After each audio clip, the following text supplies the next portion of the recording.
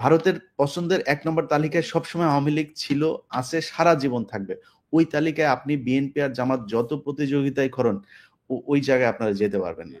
আমরা গত ৬ মাসে কিন্তু আমরা দেখছি যে সরকারের ভেতরের একটা অংশ আমাদের প্রধান রাজনৈতিক দলগুলোর মধ্যে আওয়ামী লীগকে ঘিরে এক ধরনের অনুকম্পা, এক ধরনের ভালোবাসা, এক ধরনের গণতন্ত্রের কথা, আমরা একটা রাজনৈতিক দল আরেকটা রাজনৈতিক দল কিভাবে নিষিদ্ধ করি, ওরে বাবা, মানে দরদ উঠলে উঠতেছে। অর্থাৎ আমরা জাস্ট ভুলে গেছি যে আমাদের উপর কি পরিমাণ মানে জুলুম চালানো হয়েছিল, কি পরিমাণ অত্যাচার চালানো হয়েছিল।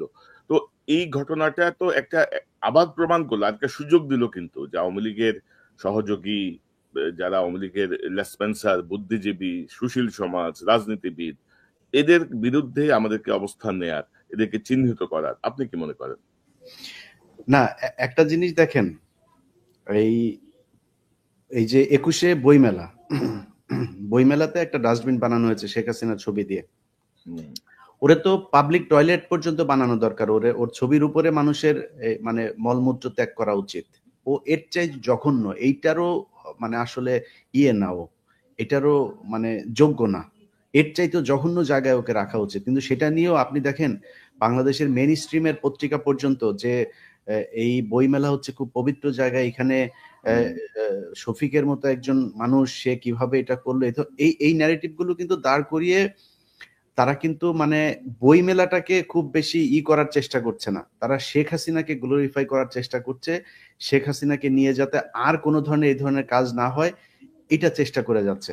আমি আপনার এই লাইভে ঢোকার আগে মিসেস পাশার সাথে কথা হচ্ছিল, যে পাশা ১৯৭৫ সালের ১৫ই আগস্টের একজন সূর্য সন্তান, এই বাংলাদেশের অত্যন্ত অকুতোভয় সাহসী একজন মুক্তিযোদ্ধা।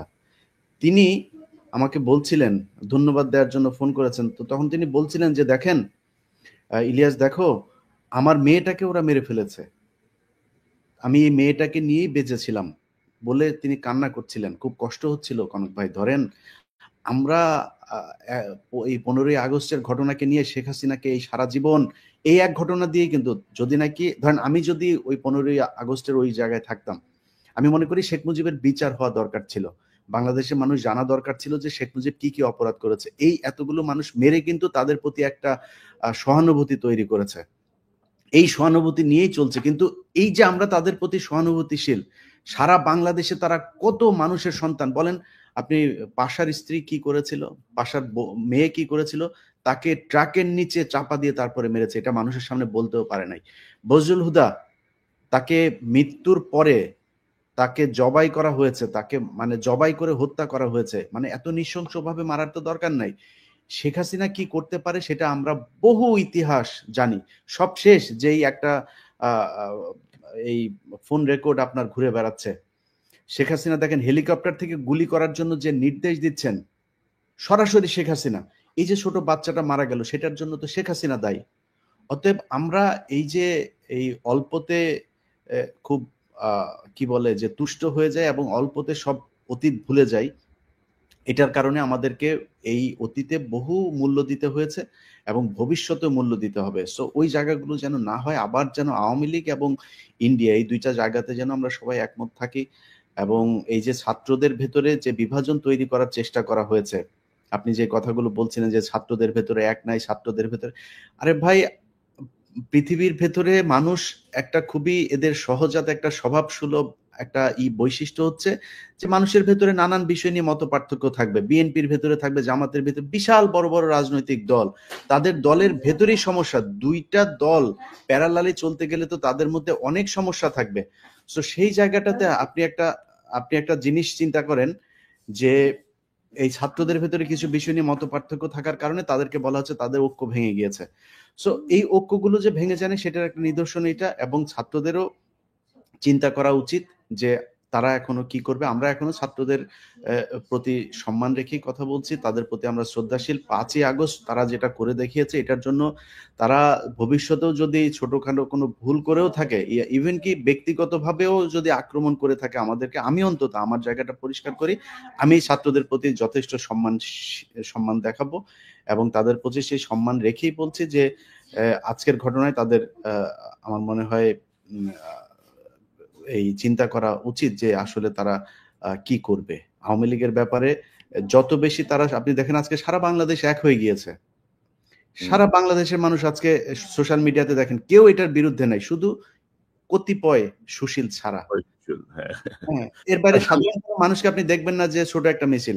আর আরেকটা জিনিস কনক ভাই বলে রাখি, আমি পরে পরে পরে বলি, যদি আপনি বলেন, প্রশ্ন থাকে বলেন। না আমি বলছিলাম যে ধরেন আমাদের এই যে সংবাদ মাধ্যমগুলো আছে, পত্রিকা বলেন, মিডিয়া বলেন, এই টেলিভিশন বলেন, এরাও কিন্তু খুব মানে এগুলো আসলে আপাত দৃষ্টিতে মনে হচ্ছে তারা একটা নিরপেক্ষ অবস্থানে, তারা কিন্তু খুব কৌশলে মানে হাসিনা আওয়ামী লীগের পক্ষে কাজ করছে, বিভক্তি ধরিয়ে দেওয়ার কাজ করছে, এক ধরনের মানে ধরেন যে এই হাসিনা ফিরে আসবে এই ব্যাপারটা কিন্তু তারাই এস্টাবলিশ করছে নানাভাবে, এবং যেটা আমি মনে করি যে সকল সমস্যার মূল। মানে আপনি যদি দেখেন হাসিনা আজকে যে টেলিফোনে যে বক্তব্য দিল, কোনো অনুকম্পা নাই, কোনো অনুশোচনা নাই। এর মধ্যে আপনি দেখেছেন যে সে অমুকের হাত ভেঙে দাও, অমুকের বাড়ি পোড়ায় দাও, ওদের বাড়িঘর, আমাদের বাড়িঘর আছে, ওদের বাড়িঘর নাই।